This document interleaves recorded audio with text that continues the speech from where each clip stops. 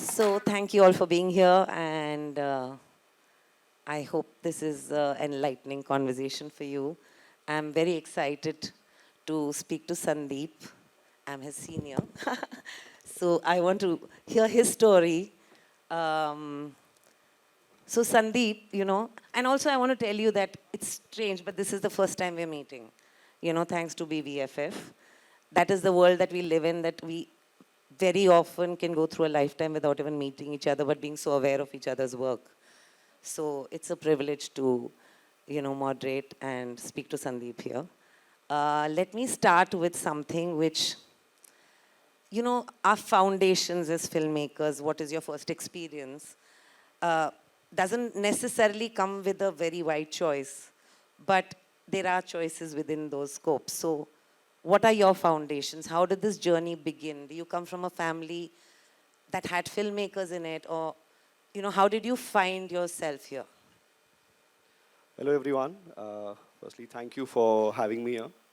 Uh, One disclaimer, not all Modis talk well. So apologies for this. Good. So you may find this, while I'm just really worried with the way this was built up, it's going to be really underwhelming. We are not great talkers. We are filmmakers, and we hope our films talk so that we don't have to talk. But yes, we are here in Spotlight, and actually it's my honor to be talking to Leena. Love her filmography, and I still remember the day Shabd had come out. We were all kids at that time. Not to show that I'm younger. Yes. But at that time, it felt like, such a refreshing visual language and storytelling was being tried. And, you were a trailblazer. And, it is an honor to be here with you. So thank you, first of all, guys, for making time for this. Normally at a film festival, you want to make time for cinema. And here you are forced to listen to us. So I hope this is enjoyable for you one bit. Coming to the question that you asked, I'm an accidental filmmaker, if I can say. I realized I was an engineer by education. Uh, I think in somebody growing up, late 90s, you almost end up doing bhed chal. I don't know if you guys know this word bhed chal, where your parents want you to either become a doctor or an engineer. Doctor to hoga nahi, chalo engineer kar lete hain. And somewhere through, I was a plastic and polymer engineer. And somewhere through that, one fine day, I saw my friends talk with so much passion about, oh, we are going to make this polymer, you're going to make this. And I said, I don't know whether I can wake up every day and be so passionate about plastic. So I said, okay, so what is it that really excites me? And at that time, in Mumbai, there was a single screen cinema called Chandan. And we would bunk college and go there and watch the magic of cinema. It just happened that while this burning question was in front of me, I ended up watching a lot of films, and the reaction in an audience together for a single moment, the collective energy in a moment watching a performance is something was so captivating. I said, I want to tell stories like this. And the journey became first that, okay, while you want to tell, whether you're good enough, do people want to listen to you? Do you have it in you to do this? So long journey happened from there. First, I had to break the news at home, break a lot of hearts and aspirations. From being the white sheep, become the black sheep of the family. It was a arc, but family was very supportive. It took 3 years away from engineering to first go to film school FTI. But before that, I had to do a lot of street theater. I started with that. I would do a lot of nukkad nataks on various themes. Anybody had any work which sounded like which will get me close to cinema, I would do it. I remember once somebody wanted to take an actor from Mumbai to Pune and come back by the next bus. I said, I'll do it. Just to be around and just stand outside that set and see that there are those lights and the camera and they are doing something with it was a joy, and you make the most of it. So somewhere, I think the hunger to get somewhere still drives me, and I'm very happy when you ask this foundation, and I'm now asking myself, maybe it comes from always thinking that the best is in front of you. Uh, Always thinking that the stories that come to you are not always stories that come from within you. Sometimes stories from around you come you and captivate you. Sometimes you are chosen to do this job. And uh, I started very early with uh, after film school with there's a little baby and I'm a sucker for babies. Where's this baby? I hope the baby's fine. Hello, little one. I'm sorry I'm boring you. That's what filmmakers are also like. You try to shut them down, they cry louder. So okay, I'm gonna skip to the highlights of this rather than give you the whole long story. Uh, Assisted a lot of filmmakers coming back from film school. Assisted RGV, Rakesh Mehra, Ashutosh Gowarikar, the works. And I had written a couple of scripts. There were producers who wanted to produce it. By 2013, I thought, I'm going to make a big Bollywood film and about a story which was close to my heart. And by 2014, it all got stuck. It was a dead end. And somewhere I had to reinvent and to see that how do I become a filmmaker after spending 7, 8 years doing this. I started again.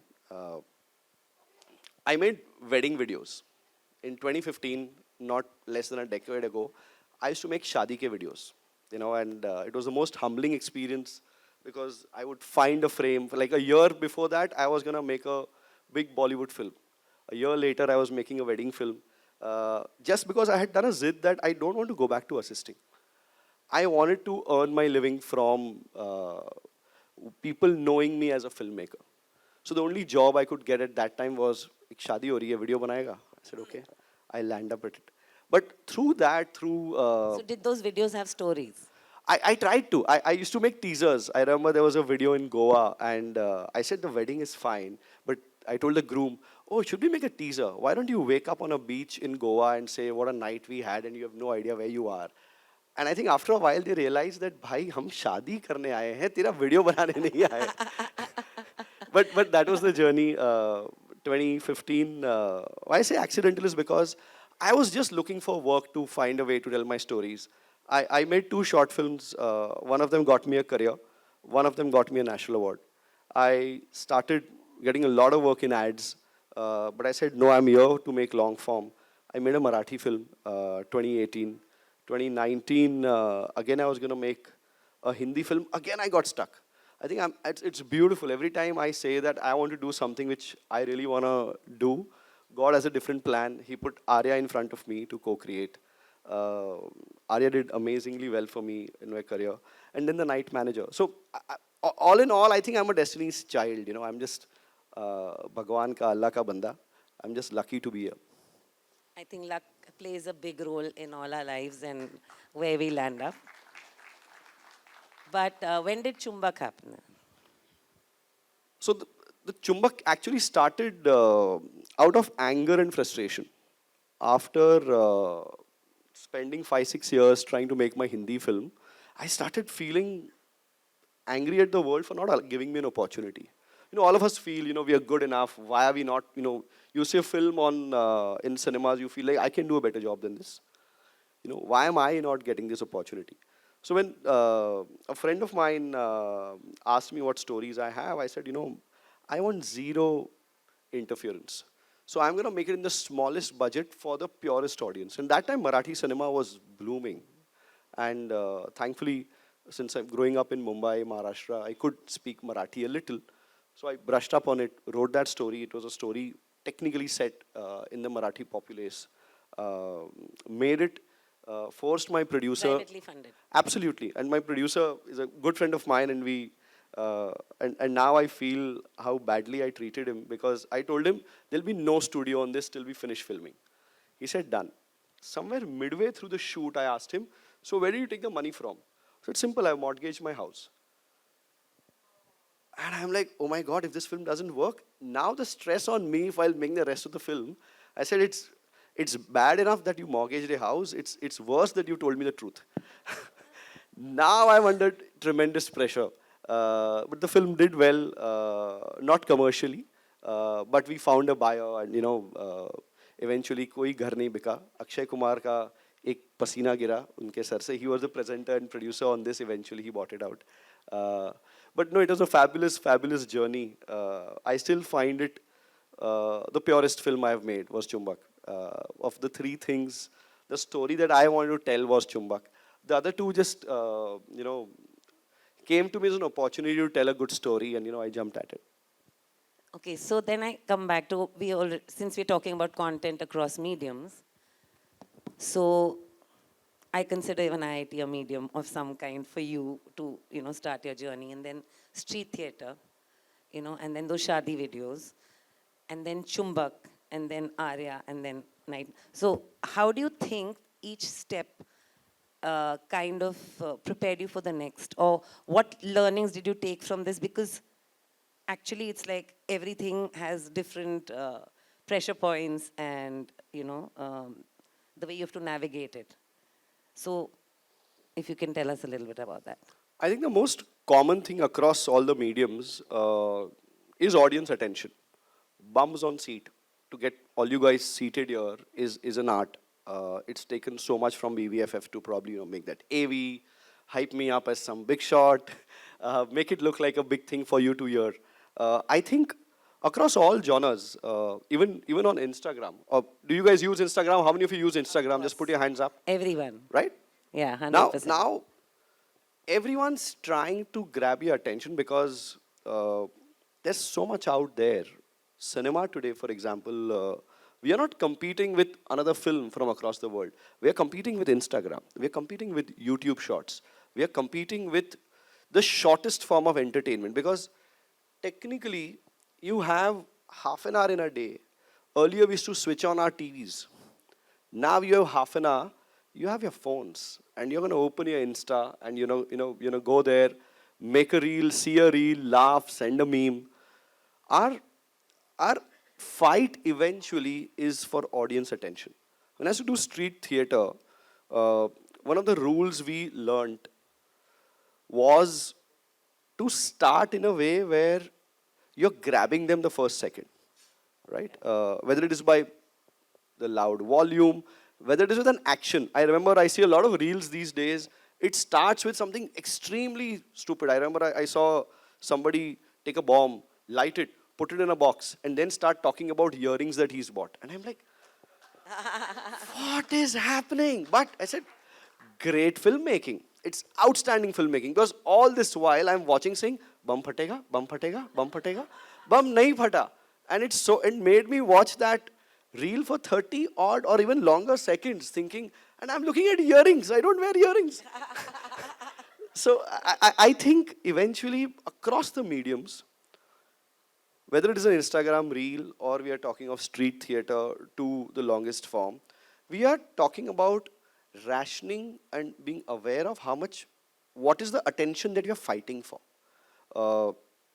I find all of them challenging, but you know that when you're making something, say, for on the other end to the longest form, which I say is a telenova, which I have not done, which you have done, and I'm going to ask you at some point to throw some light. But telenova is like a TV serial, a daily soap or a weekly soap. But say a web series, when you look at it, there's a little more elbow room. Where I say, okay, I will give you the bomb at the start, but I will slowly tell you what I really want to tell you. Ensure that by now you're intrigued with the characters, with the plot. I have a little more time, and I know that if I can sell you this story in the next 15 minutes, you're going to be with me in this whole journey for longer. So somewhere that elbow room to not just be anxious or not just try too hard to grab attention, you get a lot more themes to play with. But across all of them, I feel all of these stories have a start, middle, and end, not particularly in that order. But it's all there. Every of these stories, even a reel has a start, middle, and end. So when you ask me the differences or the commonality is this. That's all the same. You just ration it very well. You know that you don't have any leeway in a 30-second thing, but just to give you a gag, it's like a T20 game. You hit on ball one. But sometimes you say, I've heard of people say, oh, the show is slow, but it picks up. And which means you gave a chance for the show to be slow and for the filmmaker to tell you that, which is a great thing.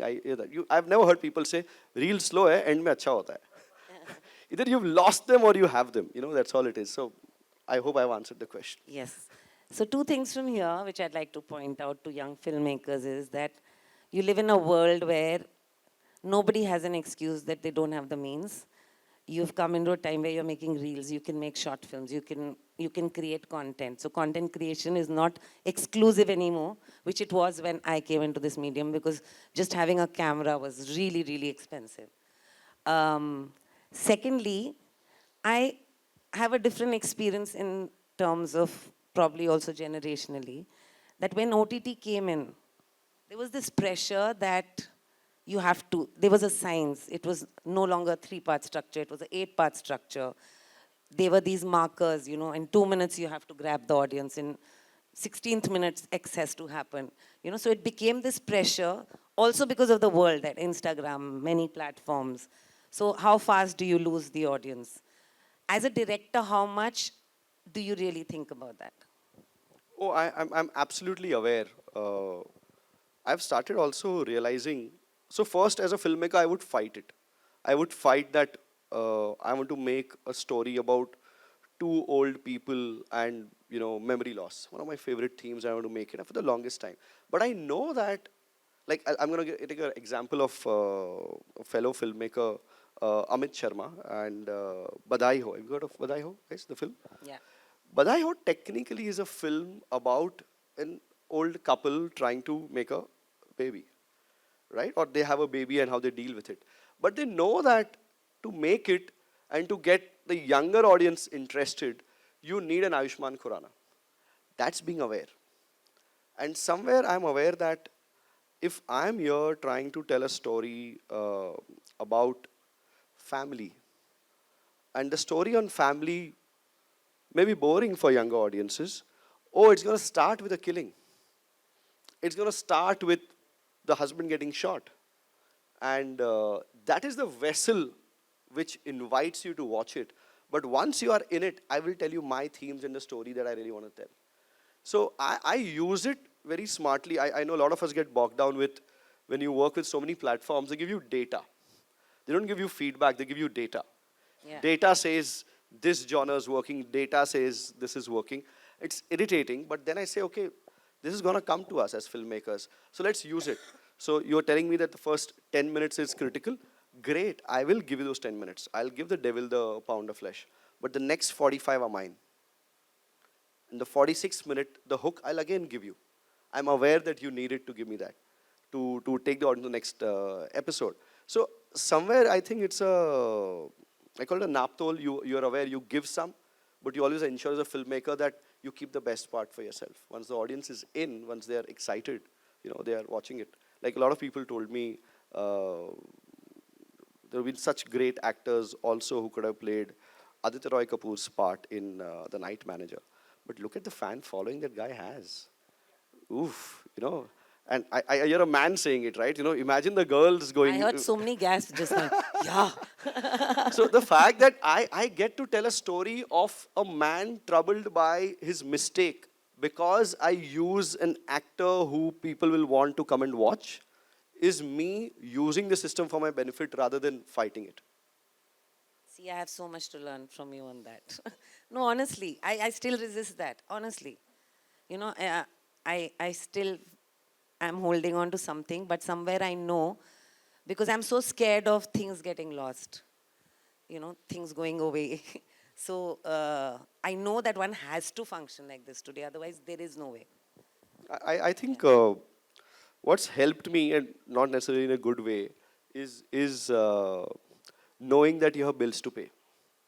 Of Knowing course, that, yes. knowing that you have to work, knowing that there is no plan B in life. So eventually at some point you say you have to choose from whether you are allowed to tell your story or there's another story that is picking you. Can you tell your story within that? So somewhere not having choices has been great for me. You've But converted it into, such good learnings, and such a, correct way for the times to think and still be able to deliver what you want. So that's an amazing thing. Thank you, but I still hope I get to make a And film since you like spoke Parched the about, way you've done. I still yearn for that. And I want to just take a moment to ask you, you somebody who has officially time traveled. You have started in an era where there was no OTT. You started with making television shows. You move to films. Now, again, at the television shows, you're not used to a certain aesthetic, and you move to cinema, almost redefining the aesthetics of cinema when you move to it, commercial cinema. And when we thought you got Ben Kingsley for a film, you got Amitabh Bachchan, you worked with Aishwarya, you worked with Sanjay Dutt, you worked with everybody who everybody would have, loved to, would have killed to work with. And then you moved on to make a film like Parched, which went to TIFF, which traveled the festivals, got you so much love. And when you feel that, okay, probably any other filmmaker would have said, okay, I think this was my golden decade, I have done so much. You say, okay, I'm not done yet. I move to Netflix and make a documentary, a crime documentary. How exactly do you do this? How are you managing this? How are you managing to stay relevant in the times, and learning so much from the audiences? How exactly are you doing this, Leena?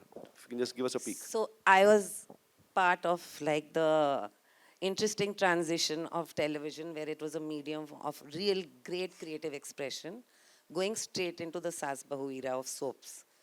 I rode that wave. And when I landed this side, we used to have scripts which used to have shots written like 3 zoom-ins, 6 fish spans. And that just broke my world. I said, I don't want to be part of this. And you had to deliver to that because the channel would ask you, like, hello, and how many minutes are you clocking in a day? That is what your worth as a director was. And this was such a quick transition. So I decided that I'm going to use this as a ground. Okay, I'm doing a genre called melodrama. I said, okay, I won't give you swish pans, I'll give you jump cuts, I'll break your grammar, I'll give you my grammar, and still deliver what you want. And I did that for a while, and after that it became too much because I was just constantly fighting. Shabd was not meant to be a commercial film. I thought it's going to be a very indie kind of a film. I wanted like very different kind of actors in it, but my producer said, oh, it's the time, we got these stories to mainstream. And as luck would have it, these actors had never heard a script like this, so they all said yes. And then when I was on set, no actor wanted to do the part the way it was written because they were not used to playing grey characters. So suddenly all my cast wanted to cry in every scene. So that was the next struggle. Now I'm working with these big stalwarts and stars, and now I have to fight them and say no, no, no, not in that direction. So that had its own learning. Then I made Teen Patti. Both of them didn't work at the box office. There was also a lot of controversy around those films. And I said, I don't want to make films anymore because I'm not being able to do it, which is why I envy you that you kind of understood it.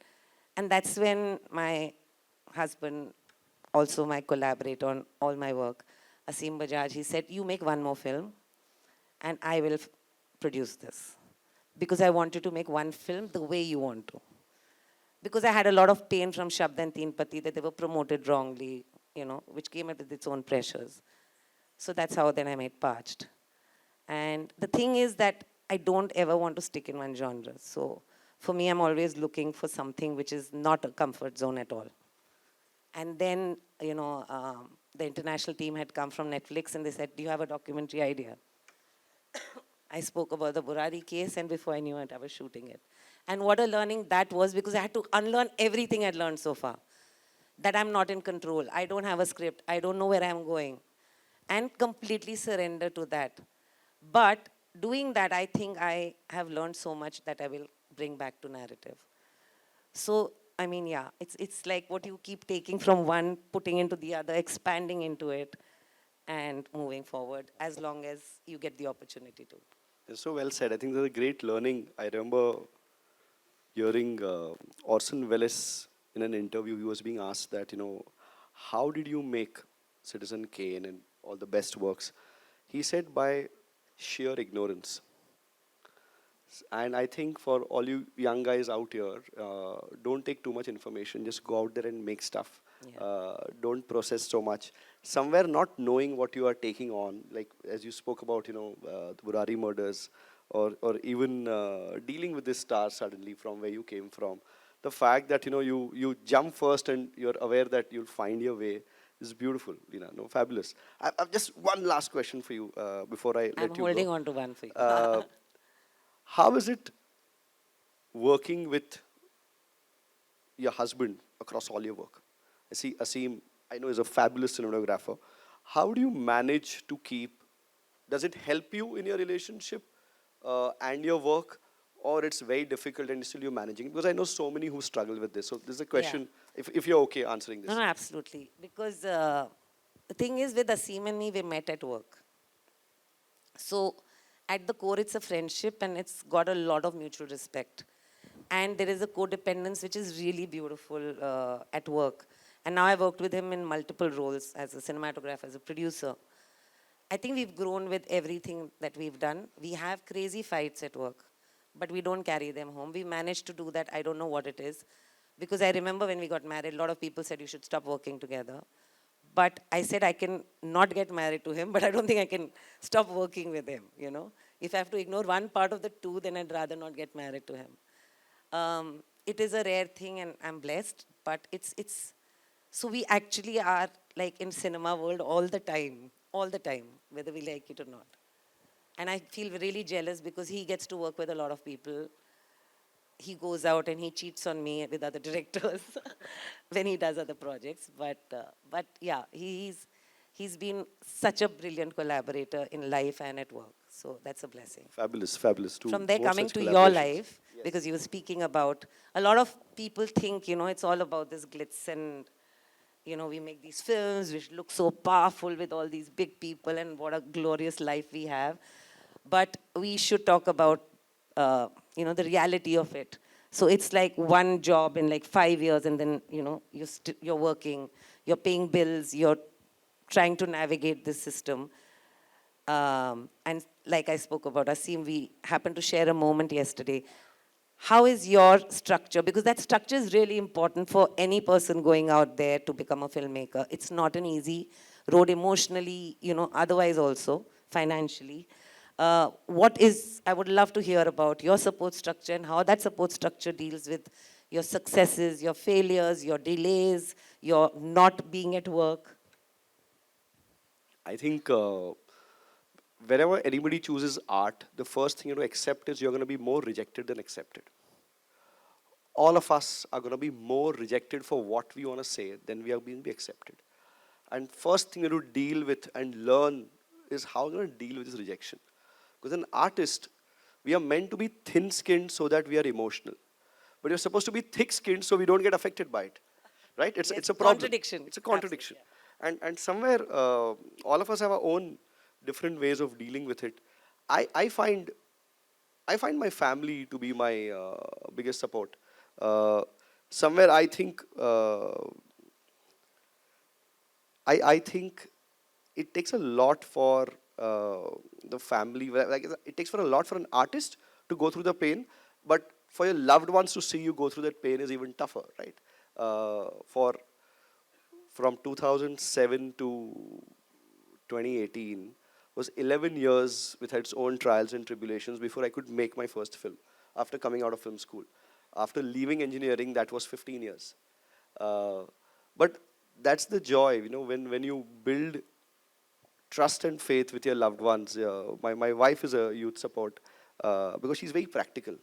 She says, okay, I'm giving you 5 minutes. If you want to cry, you want to wail, do it. But the seventh minute, let's get done with it. I love that. I love that. I love if you can schedule time for a good, pain. nice cry. Absolutely. And my kids, I don't have a Please talk therapist. about your two Emmy nominations, which were, yeah. When the first nomination happened for Arya, I was about to film The Night Manager, and we were in the middle of the second wave of COVID. And if I had not gone across to shoot, I would have lost the show. The show, because so expensive show. It was India's most expensive show at that time. little we know at that time they'll also be India's most watched eventually, but the pressures were there at that point. So I couldn't go. And I was carrying the pain that, for any filmmaker uh, who makes shows, who works on the television, and Emmy is the biggest thing which most of us yearn to. Like for somebody in cinema, you look up to an Oscar. When you look up to on television, you're looking at an Emmy. And I said, okay, once in a lifetime opportunity. I was nominated. I couldn't go. So the second time when it happened for the night manager, I thought this is like lightning has struck twice. This can't happen, and I won't win again. I was over the moon. I didn't know how to manage my emotions. I'm not generally very emotive. I'm not somebody who goes around dancing. But I was like a child that time. I was having dinner when this call came from the Emmy committee. Uh, and after 10 minutes of up and down emotions, uh, my daughter came up to me and said, Dad, when you're done, we have a game to finish. But the best line which he said that evening was, she gave me a hug and he said, uh, did I remember whenever you were sad? Remember this day. Wow. And from a 6-year-old, I think that's why you need your families for. Wow. And I love that. I mean, a 6-year-old who's understood you and your pressures to this beautiful level. It's No, really amazing. she's tremendous, and I think I've also made her my therapist. Every morning when I drop her to school, I make it a point to have a conversation about how I'm feeling. It's not about work, but how am I feeling? And I try to simplify and tell her that Katha is her name. I said, Katha, Dada's having a tough week. I've written a story, but people are not liking it. What should I do? And once she said, change the people. Best advice my agents back in Bombay wouldn't have given me the advice that she gave me. So simple, so clear, looking out, half asleep, going to school, the girl can think like that. So I think our families are a huge, huge blessing. I think that's my biggest Emmy win, Yes. other than just Absolutely. the nomination. That is the Emmy, yes. I'd like to open it out to the audience to ask some questions. Namaskar, my name is Hakkyoinga Horma. So, I want to ask you that how theater helped you in filmmaking? I've been doing theater since I was a child. I'm still a child, but I want to ask you that. Always stay a child, even when you grow old. Yeah, दिल में तो होगा ही. So, especially street play, जैसे आपने बोला, street play, how it helped you? Like, मैंने कभी street play नहीं किया, मुझे करना है. So, how it helped you in filmmaking? No, good question. I think everything that you do helps you. I thought even engineering helped me somewhere in the way you think. I think for any artist, please sit. For any artist, to practice your art is important. To find your voice is important. Finding a voice is a long process. Sometimes I don't know that I have found my voice yet. We're all trying to find it. And when you mean your voice is not your style, is why do you want to be an artist? Why? What is it about being an artist that attracts you? What is it that you want to say using your art? Javed Akhtar Saab recently had on Instagram seen this reel where he spoke very nicely of he said the difference between humans and animals, and he said, as humans we can express, we can scream, we can convey how we feel about something, and that's what art gives you a platform to do. So what is it that really matters to you? And somewhere theater, any kind of theater, is actually voice. It's like practicing your voice. Once you know that, you should focus on what you want to speak next. It's like having a car and now deciding what's your destination, where you want to drive to. So as long as you have the skills, the skill set, the craft to engage an audience, to ensure that you have an audience, and then I think the next step is that. And you have a mobile phone. So try it and then show it to people, see their reactions, do it again, do it again, do it again. Hello, myself Tanvi.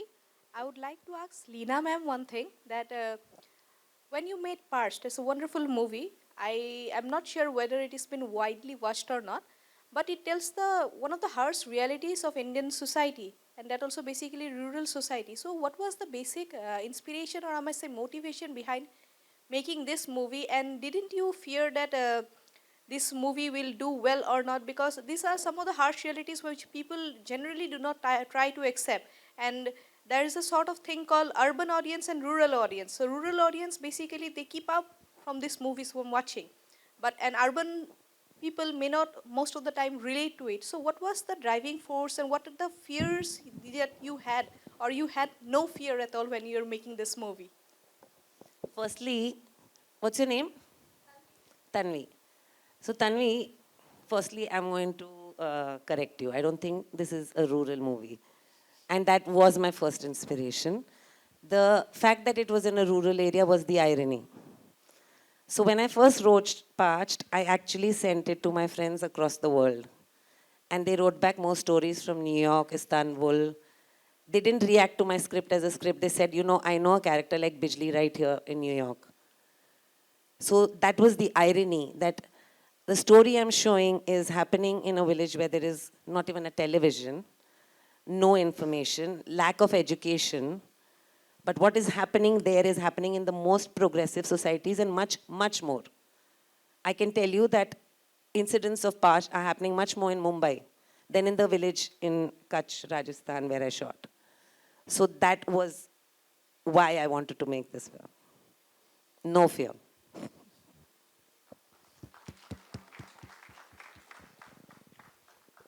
Ma'am, I wanted to ask you that did you had any motivation that made you think that yes, you can start doing filmmaking? I would want to know your name and where have you come from? I am Akshita and I have come from Kahilipara DPI. Akshita, Yes, ma'am. what was your question? Sorry. Ma'am, my question was that did you had any motivation that made you thought that you can start doing filmmaking? Not motivation, you know, and I understand that all of us, it feels very exclusive. It feels like a very far off world. How do I even go there? But I did come from that. I come from an army background. My father was in the army. Nobody in my family from any angle had anything to do with film. So I started with the course in Bombay. There is no blueprint, you know, we have to try our own ways. I mean, look at Sandeep's stories. I love that story of him. And these are the small things which are the big things of, you know, somebody gave him an opportunity to just accompany an actor. And he said, whatever takes me closer to that world, I'll do it. So there is no blueprint. So I thought, okay, I should do a media course, but in Bombay so that I get accustomed to Bombay and maybe I'll find my feet there. So that's the way I started my journey. And then just went out into the world and tried things. You know, so if you have the passion, and you really have to have some crazy level of passion, because it's an up and down journey, but it's so beautiful when it's beautiful, that you're always trying to recreate that beautiful. So whatever it takes, like you choose your path. Well, thank you very much, ma'am. And Hello, sir. My name is Kritika, and I'm an aspiring screenwriter slash filmmaker as well. So I have one question for you. What kind of one piece of advice that you would like to give to, you know, young filmmakers and inspiring filmmakers and screenwriters, that they should stick to that piece of advice in their long run to become success? I think never go with just one script. Always, as a storyteller, if you are a filmmaker, an aspiring one, you should always have more than 2 stories to tell, ideally 4. I think that's the key thing I've always found. And I am only quoting Kurosawa. This Akira Kurosawa who said it, you know, if I remember it right. And I think If he said it so many years back, today it becomes 10. absolutely. I think it's important that, okay, here's the thing. It is, if you think, which is the most recent art form is cinema, right? It's only come over the last century. Which is the most expensive, considerably expensive art form, which requires so many faculties of sciences to come together. It's also cinema. So you realize that if this is the art form which needs to meet commerce also, this is not an art, it's not a painting which you can buy a brush and color and canvas and paint by yourself. Then I'll say, okay, just make one Mona Lisa for you, or, you know, the Van Gogh for you, and you're sorted. But cinema is such a collaborative art form. No man or woman can claim that I alone have made this film. You know, every time we go in representing the 150, 200 odd crew that, you know, makes a piece of cinema come alive. So somewhere, if you are aware that these are the wares, these are the kind of stories that you want to tell, and these are the 5 that you really are passionate about, and see the one that, you know, fits the wind of the times, and, you know, go with that. Thank you so much. Hello, sir. Hello, ma'am. A warm good evening. My name is Siddharth Hazorika. My question is, sir, अगर film making पे जो language होता है, language कितना matter करता है? Because if I want to make my film in my regional language and I want to reach a wider audience throughout the nation, so वो कितना इम्पैक्टफुल होगा मेरे लिए रीजनल लैंग्वेज पे बनाना? I'll take it since I have made a Marathi film. I guess that gives me. I'll say, Siddharth, the most important thing for you to know is that find out if this story, as I think Leena said very rightly, that Parched was not a rural film. Parched was a film which was meant to be seen globally, and that's how she made it, and that's what actually happened to it. Sometimes some stories, first of all, need to be made ideally. I'm a big believer that stories should be made in the language of which the protagonists speak. I'm looking for, like all of you, to watch Payal's film, which apparently is in 3 languages or 4. You know, so be pure to it. First of all, the part of whether you should change it for audiences, whether they like it, I think that's very subjective, depending on the story, depending on the subject, depending on the people, what they're looking for right now. I think what you should do is find Mr. Ronnie Lahiri. The best producer in Mumbai is that man, Ronnie, who has learnt to make with Shujitda the kind of films that they want to make in the most frugal cost. Because I was answering that, you know, it's an expensive art form. If you can make it well, you never know. Maybe, you know, you might be playing in, as Netflix says, in 160 countries, streaming worldwide. How does it matter if somebody's speaking Korean or any other language? We're just watching it for what it is, right? So I think firstly, focus on the purity of what you want to say. If the story is meant to be told in a language of your choice, please go ahead and, you know, make it first and make it frugal. Ronnie Lahiri is your man. I just have one thing to add to this. Hello. I just have one thing to add, that I believe that the more rooted your story it is, the more truthful it is, the more universal it is. I mean, just an extension of what he just said. So don't apologize for that, and definitely not in this time. In this time, everything is dubbed, subtitled. Language is not a barrier. That cannot be an excuse at all. Make it as truthful in the rootedness it needs to be, because it will connect to the truths of rootedness across the world. So well said.